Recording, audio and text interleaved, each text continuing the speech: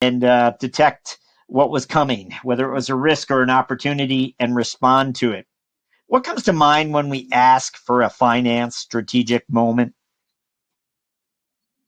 Yeah, it's funny. One, when we were having our pre-discussion, you kept using the word storytelling, and then two, you just used the word looked into the numbers. I will tell you, when I think of the finance strategic moment for me, it was more around the difference between being the CFO versus even being an SVP of finance, where you're still very much in the operational piece of running a finance department. You're the controller, you're the treasurer, and I remember that I got the interim role. I had this massively huge binder, which I had memorized inside and out, but I mean, it was huge because I was going to my first board meeting. I had no idea what I was going to be asked. So I knew every number. I was able to flip to wherever.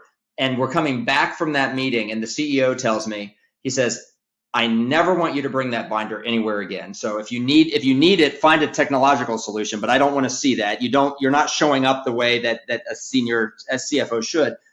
And then he told me, and I don't want you using a number when you are presenting. If a CFO is using numbers, they are not telling the story. He goes, you've got people who tell the numbers.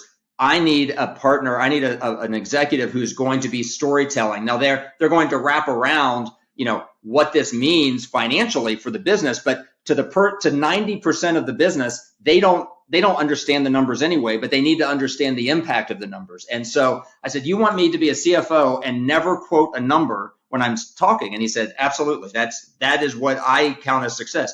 And it really was a pivot for me when I said, that is the difference between, being an operational finance executive and being a senior sort of CFO executive. You really are trying to convince people. You're trying to assure people. You're trying to make them move in the direction you need them to make. And when 90% of them are not numbers-oriented people, you're not going to do that with a number. And so I would tell you, I think if you were to ask anyone inside of Designer Brands, when I give up and give my monthly presentations to leadership or my quarterly presentations to the whole company, they actually look forward to it. I've got a little gimmick where I always tie something back to an 80s movie or an 80s song that's just a decade I loved. And so that's always a connection I have.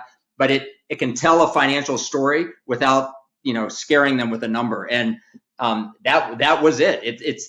It's way more about storytelling and influencing once you're a CFO than it is around, seeing a number and trying to get people to appreciate that number.